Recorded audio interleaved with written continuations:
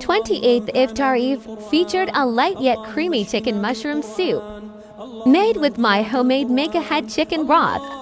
It's comforting, easy to digest, and perfect before night prayers.